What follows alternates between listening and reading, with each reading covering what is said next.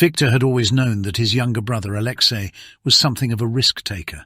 Even as children, Alexei had been the one who would climb trees higher than anyone else and who would jump off of the highest diving boards at the local pool. But Victor never imagined that Alexei would be foolish enough to go alone into the Chernobyl power plant, especially after all the stories they had heard about the disaster that had occurred there decades earlier. But that's exactly what had happened. Alexei had gone into the power plant, apparently to explore the ruins and take some photographs. Victor had tried to talk him out of it, but Alexei was stubborn, and nothing Victor said could dissuade him. Days turned into weeks, and Victor heard nothing from his brother. He tried calling him, but there was no answer. He tried emailing him, but the messages bounced back. Eventually, Victor realized that the only way to find out what had happened to Alexei was to go to Chernobyl himself. Victor arrived in the abandoned town of Pripyat, just outside the power plant, and started asking around. He eventually found someone who had seen Alexei, but the description they gave was strange. They said that Alexei had been acting erratic, that his eyes had turned black, and that he had seemed almost inhuman. Victor didn't know what to make of it, but he pressed on, determined to find his brother. He entered the power plant, his flashlight cutting a path through the darkness. The air was thick with the smell of decay and rust, and he could hear strange noises echoing through the halls.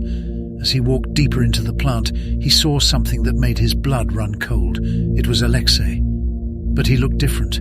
His skin was grey and mottled, and his eyes were indeed black, as if they had been consumed by the darkness of the place. And worst of all, he was attacking another person, a stranger who had apparently stumbled into the power plant as well.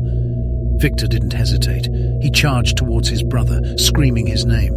Alexei turned towards him, his expression unreadable, and then he attacked. The next few minutes were a blur of violence and chaos. Victor fought with everything he had, trying to subdue his brother without hurting him. But it was clear that something had gone terribly wrong. Alexei was no longer human. He was a monster, driven mad by the radiation that still lingered in the plant. In the end, Victor had no choice but to use lethal force. He killed his own brother, ending his suffering and putting an end to the threat he posed to others. As he stood there, gasping for breath and covered in blood, Victor knew that his life would never be the same again. He left Chernobyl, carrying the weight of what he had done on his shoulders. He knew that he would never be able to forget the horror he had witnessed, or the terrible choice he had been forced to make. But he also knew that he had done what he had to do to protect others from the same fate that had befallen his brother.